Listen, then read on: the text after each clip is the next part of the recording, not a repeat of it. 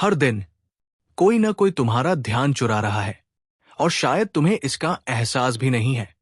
तुम सोचते हो कि तुम अपने फैसले खुद ले रहे हो, लेकिन अगर ऐसा है तो फिर एक काम पर 5 मिनट तक ध्यान टिकाना इतना मुश्किल क्यों हो गया है?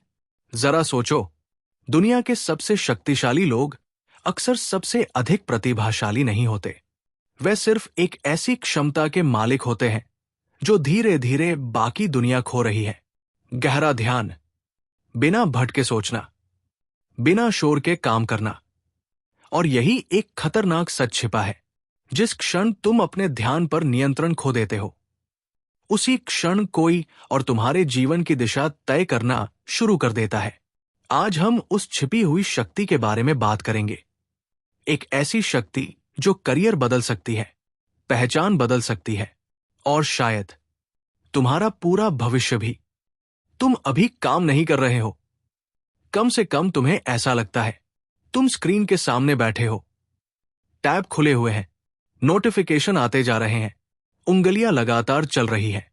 ईमेल का जवाब, मैसेज का जवाब, एक वीडियो, फिर दूसरा, फिर कोई नई जानकारी, और दिन खत्म हो जाता है। लेकिन अगर कोई तुमसे पूछे कि आज तुमने ऐसा क्या बनाया जो सच में मायने रखता है, तो शायद कुछ सेकंड के लिए खामोशी छा जाए। यही खामोशी इस दुनिया का सबसे बड़ा रहस्य है, क्योंकि आधुनिक दुनिया ने लोगों को व्यस्त रहना सिखाया है, लेकिन मूल्य पैदा करना नहीं। कैल न्यूपोर्ट की किताब डीप वर्क इसी खामोशी के भीतर छिपे हुए सच को उजागर करती है।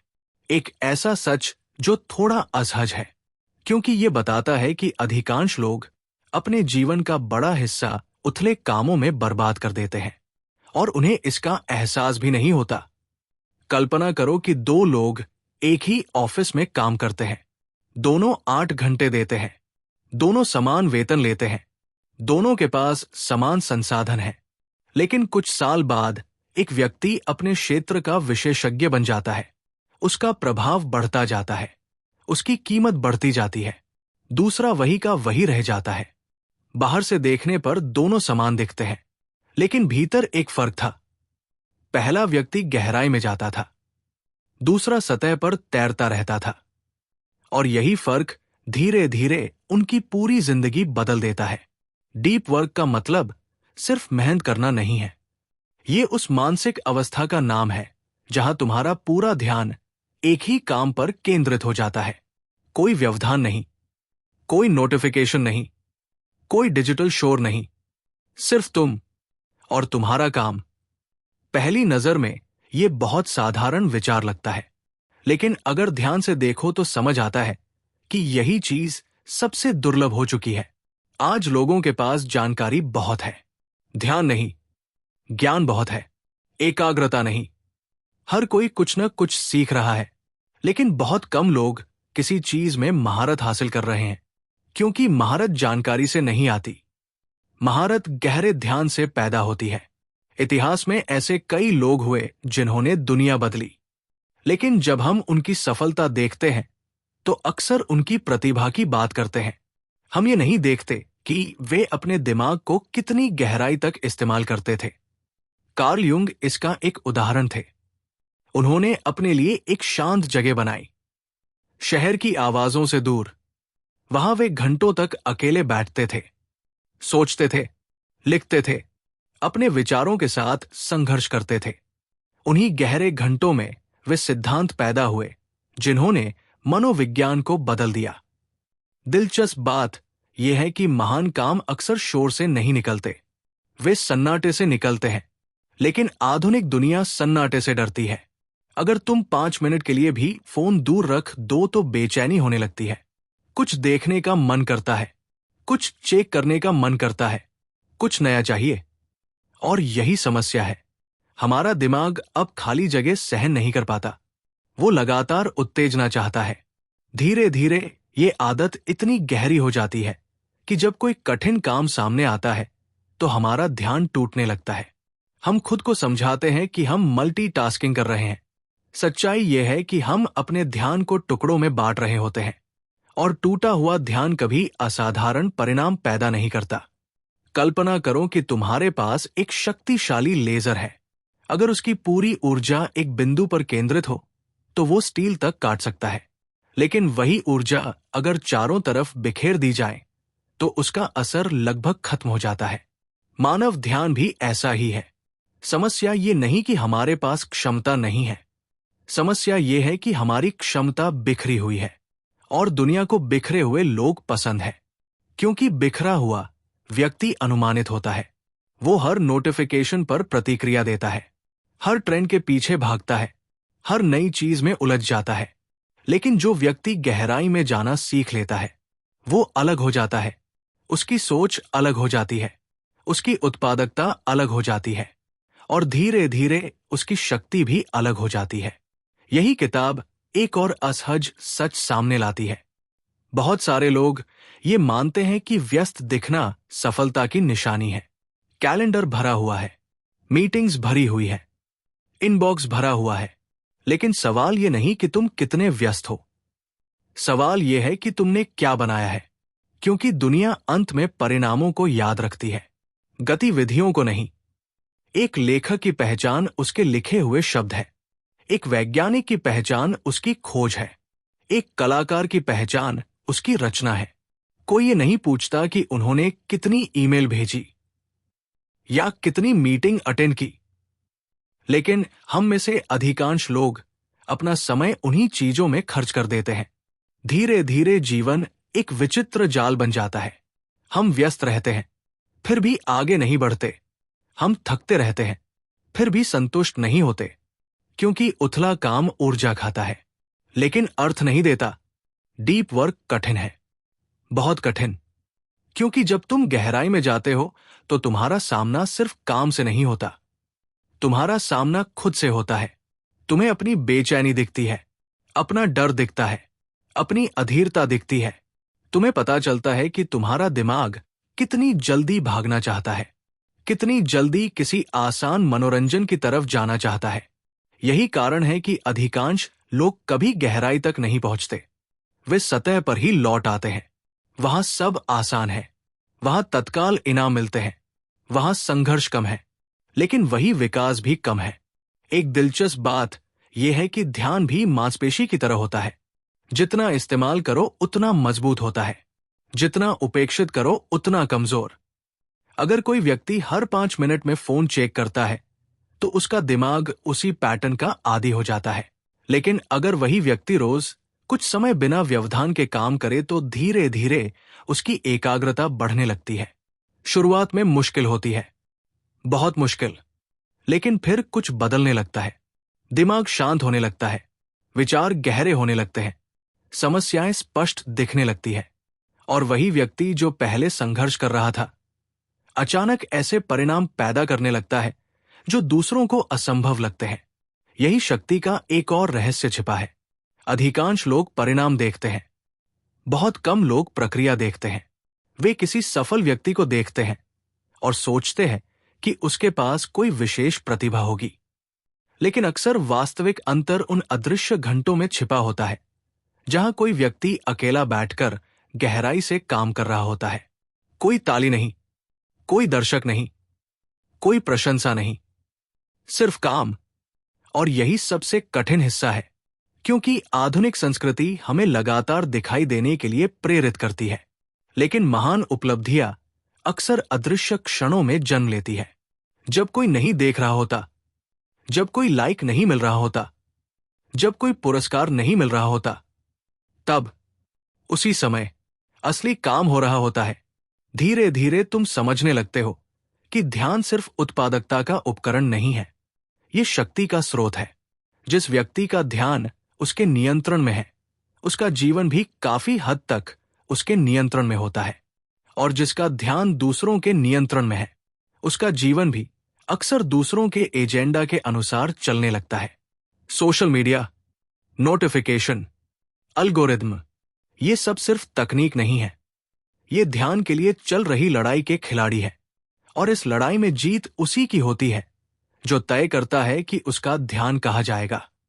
आखिर में डीप वर्क सिर्फ काम करने की रणनीति नहीं रह जाती, ये जीने का एक तरीका बन जाती है।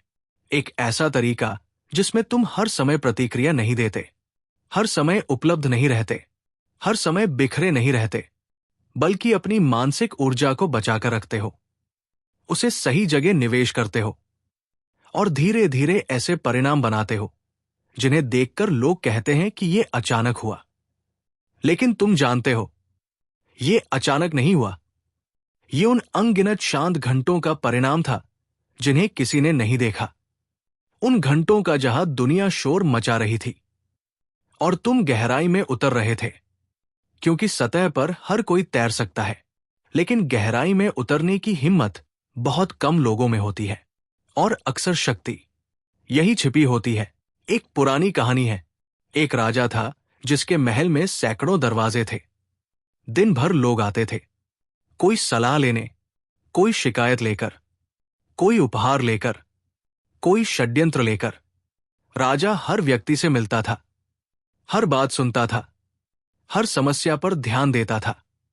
शाम तक वो इतना थक जाता था कि अपने सबसे महत्वपूर्ण निर्णय भी नहीं ले पाता था। धीरे धीरे उसका राज्य कमजोर होने लगा। लोगों को समझ नहीं आया कि ऐसा क्यों हो रहा है। राजा मेहनती था, ईमानदार था, सक्रिय था, फिर भी वो हार रहा था। क्योंकि उसकी समस्या क्षमता की नहीं थी, उसकी समस्या ध्यान की थी। उसका मन कभी एक जगह टिकता ही नहीं था। आज हजारों साल बाद भी कहानी बदली नहीं है, सिर्फ महल बदल गया है। अब महल हमारी जेब में है, फोन के रूप में, और हर नोटिफिकेशन उस दरवाजे पर दस्तक देने वाले किसी नए व्यक्ति की तरह है। तुम सोचते हो कि तुम सिर्फ 5 सेकंड के लिए ध्यान हटाओगे, लेकिन अक्सर ऐसा नहीं होता। तुम एक संदेश पढ़ते हो, फिर काम पर लौट आते हो, लेकिन मन पूरी तरह वापस नहीं आता। उसका एक हिस्सा वही अटका रह जाता है। एक अधूरा संवाद, एक अनुत्तरित प्रश्न, एक छोटी सी चिंता। और यही वो चीज है जिसे अधिकांश लोग देख नहीं पाते। वे सोचते हैं कि उनका ध्यान वापस आ गया। असल में उसका एक हिस्सा अभी भी भटक रहा होता है।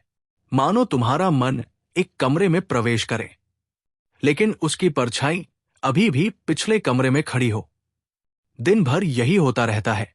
एक काम, फिर दूसरा, फिर तीसरा, फिर कोई संदेश, फिर कोई वीडियो, फिर कोई ईमेल, फिर कोई विचार, और हर बार तुम्हारा थोड़ा सा हिस्सा पीछे छूट जाता है। शाम तक तुम पूरे नहीं रहते, तुम टुकड़ों में बंट चुके होते हो। यही कारण है कि कई लोग रात को बिस्तर पर जाकर अजीब थकान महसूस करते हैं। शरीर उतना नहीं थका होता, मन थका होता है, क्योंकि उसने पूरे दिन खुद को सैकड़ों दिशाओं में खींचा है। कल्पना करो, एक योद्धा युद्ध में जा रहा है, लेकिन रास्ते में हर कुछ कदम पर उसकी तलवार का एक छोटा टुकड़ा टूटता जाता है। शुरुआत में उसे फर्क नहीं पड़ता, टुकड़ा छोटा है, फिर एक और, फिर एक और, फिर एक और, जब तक वो युद्ध भूमि तक पहुंचता है। उसके हाथ में तलवार तो होती है, लेकिन उसकी शक्ति नहीं। हमारे साथ भी यही होता है। हम सोचते हैं कि हमारी एकाग्रता मौजूद है, लेकिन उसका बड़ा हिस्सा पहले ही टूट चुका होता है। और शायद यही आधुनिक दुनिया का सबसे खतरनाक भ्रम है। हम लगातार सोचते हैं कि हम चुन रहे हैं, असल में अक्सर हमें चुना जा रहा होता है। किसी ऐप ने तय किया कि हमारा ध्यान कहाँ जाएगा, किसी एल्गोरिथम ने तय किया कि हम अगला क्या देखेंगे, किसी प्लेटफॉर्म ने तय किया कि हम कितनी देर रुकेंगे। धीरे धीरे एक अजीब चीज होने लगती है। हमारी आंतरिक आवाज कमजोर पड़ने लगती है। वो आवाज जो कभी कहती थी, रुको, सोचो, समझो, गहराई में जाओ, वो आवाज शोर में दबने लगती है। और जब कोई व्यक्ति अपनी आंतरिक आवाज खो देता है, तो वो बाहरी आवाजों का कैदी बन जाता है। यहीं से असली शक्ति का अंतर पैदा होता है। कुछ लोग अपनी सोच खुद बनाते हैं, बाकी लोग दूसरों की सोच को दोहराते हैं। पहले समूह के लोग अक्सर शांत दिखाई देते हैं। वे हर बहस में नहीं कूदते, हर ट्रेंड का पीछा नहीं करते, हर खबर पर प्रतिक्रिया नहीं देते। बाहर से देखने पर वे धीमे लग सकते हैं, लेकिन भीतर कुछ और चल रहा होता है। उनका मन लगातार गहराई में उतर रहा होता है, जैसे कोई गोताखोर समुद्र की सतह छोड़कर नीचे उतरता है। ऊपर लहरें होती है, शोर होता है, अराजकता होती है, लेकिन जितना नीचे जाओ उतनी शांति बढ़ती जाती है, उतनी स्पष्टता बढ़ती जाती है, उतनी शक्ति बढ़ती जाती है। अधिकांश लोग पूरी जिंदगी सतह पर ही रहते हैं, इसलिए उन्हें लगता है कि समुद्र सिर्फ लहरों का नाम है। वे कभी उस गहराई को देख ही नहीं पाते जहां वास्तविक खजाना छिपा है। और यही कारण है कि महान विचार इतने दुर्लभ होते हैं। महान विचार बुद्धिमत्ता से कम और एकांत से अधिक पैदा होते हैं। वे तब आते हैं जब मन को पर्याप्त समय मिलता है, पर्याप्त सन्नाटा मिलता है, पर्याप्त गहराई मिलती है। लेकिन आज सन्नाटा एक विलासिता बन चुका है। लोग अकेले होने से डरते हैं। वे तुरंत कुछ सुनना चाहते हैं, कुछ देखना चाहते हैं, कुछ पढ़ना चाहते हैं, क्योंकि जैसे ही सन्नाटा आता है वे खुद से मिलने लगते हैं, और ये मुलाकात हमेशा सुखद नहीं होती। पुराने डर सामने आते हैं, पुरानी असफलताएं सामने आती हैं, अधूरे सपने सामने आते हैं। यही कारण है कि कई लोग व्यस्त रहना पसंद करते हैं। व्यस्तता उन्हें बचाती है, सोचने से, महसूस करने से, सामना करने से। लेकिन डीप वर्क एक अलग रास्ता है। वो तुम्हें भागने नहीं देता, वो तुम्हें बैठाता है, रुकने पर मजबूर करता है, और धीरे धीरे तुम्हारे सामने वो व्यक्ति खड़ा कर देता है जिससे तुम सबसे ज्यादा बच रहे थे, खुद तुम। और शायद यही इसकी सबसे बड़ी शक्ति है, क्योंकि जिस दिन कोई व्यक्ति अपने ध्यान पर अधिकार पा लेता है, उस दिन वो सिर्फ बेहतर काम करना नहीं सीखता, वो खुद को संचालित करना सीखता है। और जो व्यक्ति खुद को संचालित कर सकता है, उसे संचालित करना दुनिया के लिए बहुत कठिन हो जाता है। यहीं से गहराई शुरू होती है, और यहीं से असली स्वतंत्रता भी। लेकिन एक और परत है, और ये परत पहले से भी अधिक गहरी है। क्योंकि जब कोई व्यक्ति अपने ध्यान पर नियंत्रण पाना शुरू करता है, तो उसे एक अजीब खोज होती है। उसे पता चलता है कि उसका सबसे बड़ा दुश्मन बाहर नहीं था, वो भीतर था। एक दिन तुम बैठते हो, फोन दूर रख देते हो, दरवाजा बंद कर देते हो। सामने सिर्फ एक काम है। अब कोई बहाना नहीं बचा, कोई नोटिफिकेशन नहीं, कोई व्यवधान नहीं, कोई शोर नहीं। और तभी तुम्हारा अपना मन शोर मचाना शुरू कर देता है। अचानक तुम्हें कुछ और याद आने लगता है, कोई पुरानी बात, कोई अधूरा काम, कोई छोटी सी चिंता, कोई कल्पना, कोई डर। मन हर दिशा में भागने लगता है, मानो वो गहराई में उतरने से बचना चाहता हो। यही अधिकांश लोग एक महत्वपूर्ण गलती करते हैं। वे सोचते हैं कि समस्या ध्यान भटकने की है। असल में समस्या कुछ और है। मन हमेशा आसान रास्ते की तलाश करता है, और गहराई कभी आसान नहीं होती। गहराई का मतलब है संघर्ष, अनिश्चितता, मानसिक दबाव। वो क्षण जब तुम्हें पता नहीं होता कि आगे क्या करना है, वो क्षण जब समाधान दिखाई नहीं देता, वो क्षण जब तुम्हारा दिमाग थकने लगता है। और ठीक इसी जगह पर अधिकांश लोग हार मान लेते हैं। वे उठते हैं, फोन चेक करते हैं, कुछ और देखने लगते हैं, और उन्हें लगता है कि उन्होंने आराम लिया है। लेकिन सच ये है कि वे भाग गए। ये भागना इतना सामान्य हो चुका है कि अब कोई इसे पहचानता भी नहीं। कल्पना करो कि एक खनिक धरती के भीतर सोना खोज रहा है। वो खुदाई करता है, 1 मीटर, 2 मीटर, 10 मीटर, 20 मीटर, फिर उसे कुछ नहीं मिलता। वो रुक जाता है, वापस लौट आता है। उसे लगता है कि वहां कुछ था ही नहीं। लेकिन उसे ये नहीं पता कि सोना शायद सिर्फ 1 मीटर और नीचे था। जीवन के अधिकांश असाधारण परिणाम ऐसे ही होते हैं। वे उन लोगों को मिलते हैं जो थोड़ी देर और टिके रहते हैं, थोड़ा और खोदते हैं, थोड़ा और सहते हैं। जब बाकी लोग वापस मुड़ चुके होते हैं, तभी कुछ खुलता है, तभी कोई विचार जन्म लेता है, तभी कोई समाधान दिखाई देता है, तभी कोई नई समझ उभरती है। और बाहर से देखने वालों को लगता है कि ये प्रतिभा है, लेकिन अक्सर ये प्रतिभा नहीं होती। ये सहन शक्ति होती है, गहराई में बने रहने की क्षमता। कैल न्यूपोर्ट बार बार इसी तरफ इशारा करते हैं। जब तुम लगातार काम बदलते हो तो तुम्हारा ध्यान पूरी तरह स्थानांतरित नहीं होता। पुराने काम का एक हिस्सा मन में बना रहता है, मानो विचारों की धूल दिमाग के अंदर जमा होती जा रही हो। धीरे धीरे स्पष्टता धुंधली पड़ने लगती है। यही कारण है कि कुछ लोग पूरे दिन काम करने के बाद भी गहरे विचार नहीं पैदा कर पाते। उनका मन कभी पूरी तरह किसी एक जगह पहुंचा ही नहीं। वो लगातार यात्रा में था, लगातार आधा यहां, आधा वहां, और आधा ध्यान कभी महान चीजें नहीं बनाता। महान चीजें पूर्ण ध्यान मांगती है, पूरा मन, पूरी उपस्थिति, पूरी चेतना। यही कारण है कि इतिहास के कई महान निर्माता एक चीज को बहुत महत्व देते थे, एकांत। सिर्फ शारीरिक एकांत नहीं, मानसिक एकांत। एक ऐसी जगह जहां दूसरे लोगों की आवाजें तुम्हारे विचारों में घुल न जाए। क्योंकि धीरे धीरे तुम समझते हो कि दुनिया सिर्फ तुम्हारा समय नहीं चाहती, वो तुम्हारी सोच भी चाहती है, तुम्हारी राय, तुम्हारा ध्यान, तुम्हारी भावनाएं, तुम्हारी प्रतिक्रिया, हर दिन, हर घंटे, हर मिनट। और अगर तुम सावधान नहीं हो तो एक दिन तुम जागोगे और महसूस करोगे कि तुम्हारे अधिकांश विचार वास्तव में तुम्हारे अपने नहीं हैं।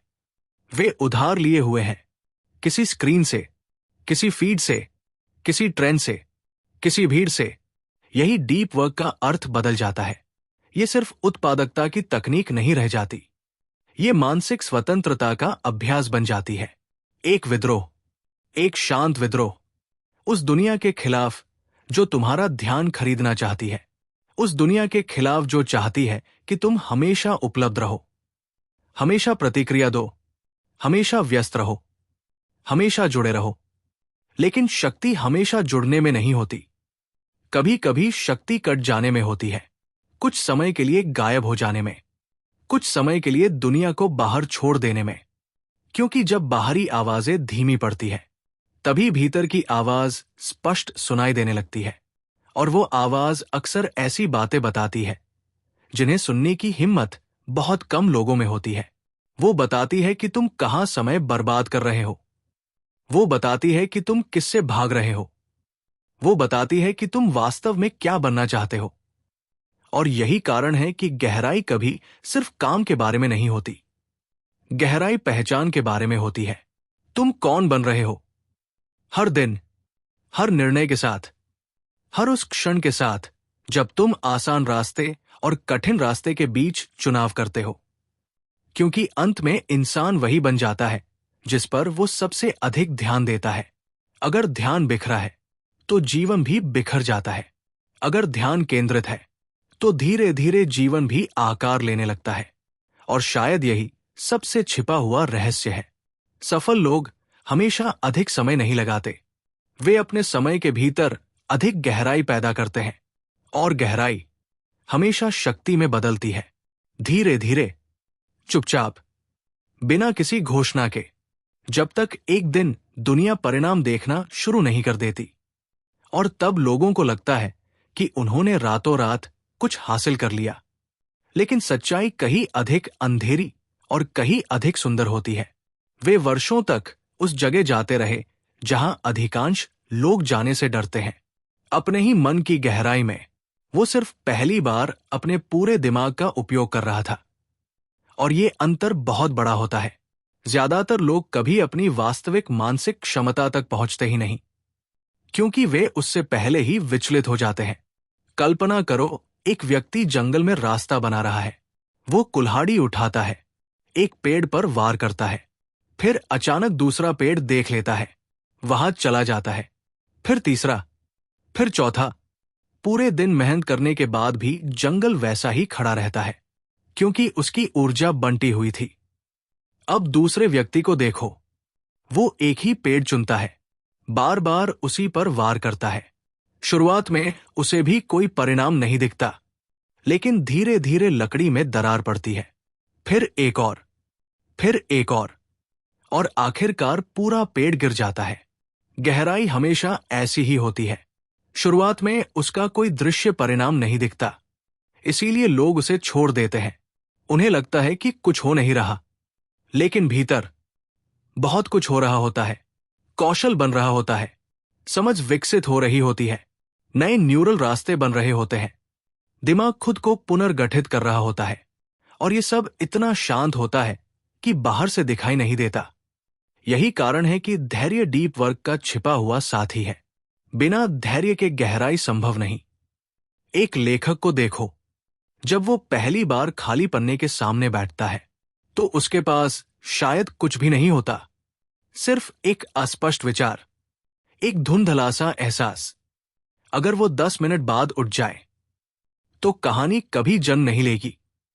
लेकिन अगर वो बैठा रहे तो कुछ अजीब होता है। धीरे धीरे विचार आकार लेने लगते हैं, चरित्र बोलने लगते हैं, दृश्य बनने लगते हैं, और कुछ घंटों बाद वही खाली पन्ना एक दुनिया में बदल जाता है। बाहर से देखने वाले कहते हैं रचनात्मकता, लेकिन भीतर जो हुआ वो एकाग्रता थी, लंबी, गहरी, अडिग। और यही बात लगभग हर क्षेत्र में सच है। संगीत, विज्ञान, व्यापार, कला, तकनीक, हर जगह महान परिणाम अक्सर उन क्षणों से जन्म लेते हैं जब कोई व्यक्ति बाकी दुनिया से थोड़ी देर के लिए गायब हो जाता है। यही एक और दिलचस्प बात सामने आती है। दुनिया तुम्हें तुरंत इनाम देती है जब तुम प्रतिक्रिया देते हो। मैसेज का जवाब, लाइक, कमेंट, नोटिफिकेशन, सब कुछ तत्काल है। लेकिन गहराई का इनाम तत्काल नहीं होता। कभी कभी हफ्तों बाद मिलता है, कभी महीनों बाद, कभी वर्षों बाद। और यही कारण है कि बहुत कम लोग इसे चुनते हैं। मनुष्य स्वाभाविक रूप से उस चीज की तरफ आकर्षित होता है जो तुरंत सुख दे, लेकिन शक्ति अक्सर वहां छिपी होती है जहां इनाम देर से मिलता है। एक किसान बीज बोता है, अगले दिन खेत में जाता है, कुछ नहीं दिखाई देता, फिर भी वो पानी देता है। कुछ दिनों बाद भी कुछ नहीं, फिर भी वो पानी देता है, क्योंकि उसे समझ है। वो जानता है कि जमीन के नीचे एक ऐसी प्रक्रिया चल रही है जिसे आंखें नहीं देख सकती। डीप वर्क भी वैसा ही है। जब तुम किसी कठिन कौशल पर काम करते हो तो शुरुआत में परिणाम दिखाई नहीं देते, लेकिन भीतर कुछ विकसित हो रहा होता है, कुछ मजबूत हो रहा होता है, कुछ ऐसा जो एक दिन अचानक सतह पर आएगा और लोग उसे देखकर चौंक जाएंगे। उन्हें लगेगा कि यह सफलता अचानक आई है। उन्हें लगेगा कि यह व्यक्ति भाग्यशाली था। उन्हें लगेगा कि इसमें कोई विशेष प्रतिभा थी। लेकिन वे उन सैकड़ों घंटों को नहीं देखेंगे जो सन्नाटे में बिताए गए थे। वे उन सुबहों को नहीं देखेंगे जब कोई व्यक्ति बाकी दुनिया के जागने से पहले अपने काम में डूब चुका था। वे उन शामों को नहीं देखेंगे जब उसने आसान मनोरंजन के बजाय कठिन एकाग्रता को चुना था। क्योंकि गहराई का अधिकांश काम अंधेरे में होता है, ठीक वैसे ही जैसे बीज मिट्टी के नीचे बढ़ता है और जब पेड़ आखिरकार जमीन से बाहर आता है। लोग सिर्फ पेड़ देखते हैं, जड़ें नहीं। लेकिन असली शक्ति हमेशा जड़ों में होती है, दिखाई देने वाली चीजों में नहीं, अदृश्य चीजों में। और जो व्यक्ति ये समझ लेता है वो धीरे धीरे दुनिया को अलग नजर से देखने लगता है। उसे समझ आने लगता है कि महानता शोर का परिणाम नहीं है, महानता लंबे समय तक बनाए रखी गई गहराई का परिणाम है। और उस गहराई तक पहुंचने का रास्ता हमेशा अकेलेपन से होकर गुजरता है। और उस अकेलेपन में धीरे धीरे एक और भ्रम टूटने लगता है। वो भ्रम की सफलता हमेशा अधिक करने से आती है, क्योंकि एक समय के बाद इंसान समझने लगता है कि समस्या समय की कमी नहीं है, समस्या स्पष्टता की कमी है। एक व्यापारी था, उसका व्यवसाय बढ़ रहा था, लोग उसे सफल मानते थे, लेकिन उसके दिन अजीब थे। सुबह फोन, फिर मीटिंग, फिर कॉल, फिर संदेश, फिर किसी नई समस्या का समाधान, फिर दूसरी समस्या। वो रात तक काम करता था, फिर भी हमेशा पीछे महसूस करता था। एक दिन उसने अपनी पूरी गतिविधि लिखनी शुरू की, हर घंटा, हर काम, हर व्यवधान। कुछ सप्ताह बाद उसे एक चौंकाने वाली बात दिखाई दी। उसका अधिकांश समय उन चीजों में जा रहा था जो जरूरी लगती थी, लेकिन वास्तव में महत्वपूर्ण नहीं थी। वह सिर्फ शोर थी, अच्छी तरह छिपा हुआ शोर। उसने धीरे धीरे अपने दिन बदलने शुरू किए। कम मीटिंग, कम प्रतिक्रियाएं, कम उपलब्धता और अधिक गहराई। पहले लोगों को लगा कि वो कम काम कर रहा है, लेकिन कुछ महीनों बाद वही लोग उसके परिणाम देखकर हैरान थे, क्योंकि अब उसकी ऊर्जा बिखर नहीं रही थी, वो केंद्रित थी। और केंद्रित ऊर्जा का प्रभाव हमेशा असाधारण होता है। यही एक विचित्र विरोधाभास दिखाई देता है। दुनिया तुम्हें हर समय सक्रिय देखना चाहती है, लेकिन वास्तविक प्रगति अक्सर उन क्षणों में होती है जब बाहर से लगता है कि कुछ हो ही नहीं रहा। एक वैज्ञानिक प्रयोगशाला में बैठा है, कई घंटों से वो सिर्फ सोच रहा है, कागज पर कुछ लिखता है, फिर मिटा देता है, फिर खिड़की के बाहर देखने लगता है। अगर कोई बाहर से उसे देखे तो शायद कहे कि वो कुछ नहीं कर रहा, लेकिन उसके दिमाग के भीतर एक जटिल संरचना बन रही होती है। विचार जुड़ रहे होते हैं, पैटर्न उभर रहे होते हैं, समझ गहरी हो रही होती है। और फिर अचानक एक क्षण आता है, सब कुछ स्पष्ट हो जाता है।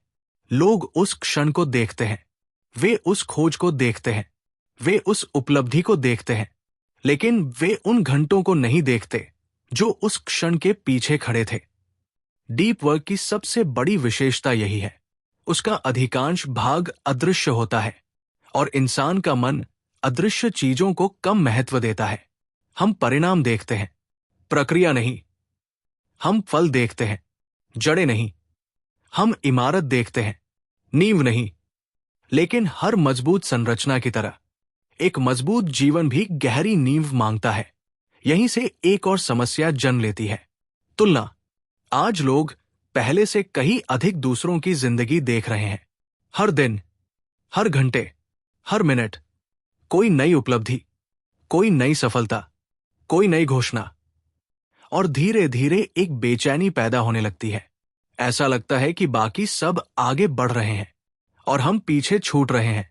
लेकिन इस तस्वीर में एक चीज गायब होती है। कोई अपनी गहराई नहीं दिखाता। लोग परिणाम दिखाते हैं, संघर्ष नहीं। मंजिल दिखाते हैं, यात्रा नहीं। किसी लेखक की प्रकाशित किताब दिखाई देती है, लेकिन वो अकेला कमरा नहीं दिखाई देता जहां उसने महीनों तक बैठकर शब्दों से संघर्ष किया। किसी उद्यमी की सफलता दिखाई देती है, लेकिन वे अनगिनत सुबह नहीं दिखाई देती जब वो अनिश्चितता के साथ जागा था। किसी कलाकार की उत्कृष्ट कृति दिखाई देती है, लेकिन वे हजारों असफल रेखाएं नहीं दिखाई देती जिनसे होकर वो वहां पहुंचा। इसलिए तुलना अक्सर धोखा देती है। तुम किसी की चमक की तुलना अपनी प्रक्रिया से कर रहे होते हो, और ये तुलना कभी निष्पक्ष नहीं हो सकती। जो व्यक्ति गहराई को समझ लेता है, वो धीरे धीरे तुलना छोड़ देता है, क्योंकि उसे पता चल जाता है कि असली लड़ाई दूसरों से नहीं है। असली लड़ाई बिखराव से है, ध्यान भटकने से है, उस हिस्से से है जो हमेशा आसान रास्ता चुनना चाहता है। और ये लड़ाई हर दिन लड़ी जाती है, छोटे छोटे क्षणों में। जब फोन उठाने का मन करता है, जब ध्यान टूटने लगता है, जब कठिन काम असहज महसूस होता है, जब मन कहता है बस थोड़ी देर के लिए कुछ आसान कर लेते हैं।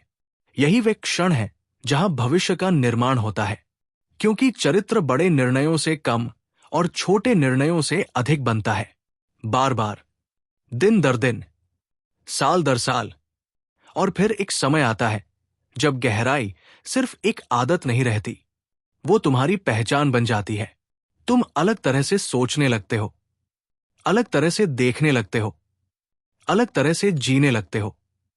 तुम्हें शोर पहले जितना आकर्षक नहीं लगता। तुम्हें लगातार उत्तेजना की आवश्यकता नहीं रहती। तुम्हें हर खाली क्षण भरने की जरूरत महसूस नहीं होती, क्योंकि अब तुम्हारे भीतर कुछ बदल चुका होता है। तुमने सन्नाटे से दोस्ती कर ली होती है, और यही वो बिंदु है जहां अधिकांश लोग कभी नहीं पहुंचते। वे जीवन भर शोर का पीछा करते रहते हैं, कभी ये समझे बिना कि स्पष्टता हमेशा शांति में जन्म लेती है, और शक्ति अक्सर उन लोगों के पास जमा होती चली जाती है जो लंबे समय तक उस शांति में बैठे रह सकते हैं, बिना भागे, बिना विचलित हुए, बिना हार माने, क्योंकि वे एक ऐसी बात समझ चुके होते हैं जो दुनिया बार बार छिपा देती है। ध्यान सिर्फ एक संसाधन नहीं है, ध्यान ही जीवन है। तुम जिस चीज को अपना ध्यान देते हो, आखिरकार तुम उसी में बदलने लगते हो। और यही कारण है कि सबसे महत्वपूर्ण प्रश्न ये नहीं है कि तुम अपना समय कहाँ खर्च कर रहे हो। सबसे महत्वपूर्ण प्रश्न ये है, तुम अपना ध्यान किसके हवाले कर रहे हो। शायद सबसे खतरनाक कैद वो नहीं होती जो लोहे की सलाखों से बनी हो। शायद वो होती है जब इंसान का ध्यान उसके अपने नियंत्रण में नहीं रहता, क्योंकि अंत में जीवन समय से नहीं बनता, जीवन ध्यान से बनता है, जिस पर तुम बार बार अपनी चेतना रखते हो। धीरे धीरे तुम उसी के आकार में ढलने लगते हो। इसलिए आज नहीं, लेकिन कभी शांत बैठकर ये प्रश्न जरूर पूछना, तुम अपने जीवन का निर्माण कर रहे हो या सिर्फ प्रतिक्रिया दे रहे हो। अगर ये विचार तुम्हारे साथ रह जाए तो उसे जल्दी मत जाने देना। कुछ सच ऐसे होते हैं जो तुरंत नहीं बदलते, वे भीतर उतरते हैं और फिर चुपचाप सब कुछ बदलना शुरू कर देते हैं। क्योंकि दुनिया हमेशा तुम्हारा समय नहीं चुराती, कभी कभी वो तुम्हारा भविष्य चुरा लेती है, एक विचलन में। शायद सबसे खतरनाक कैद वो नहीं होती जो लोहे की सलाखों से बनी हो। शायद वो होती है जब इंसान का ध्यान उसके अपने नियंत्रण में नहीं रहता, क्योंकि अंत में जीवन समय से नहीं बनता, जीवन ध्यान से बनता है, जिस पर तुम बार बार अपनी चेतना रखते हो। धीरे धीरे तुम उसी के आकार में ढलने लगते हो। इसलिए आज नहीं, लेकिन कभी शांत बैठकर ये प्रश्न जरूर पूछना, तुम अपने जीवन का निर्माण कर रहे हो या सिर्फ प्रतिक्रिया दे रहे हो।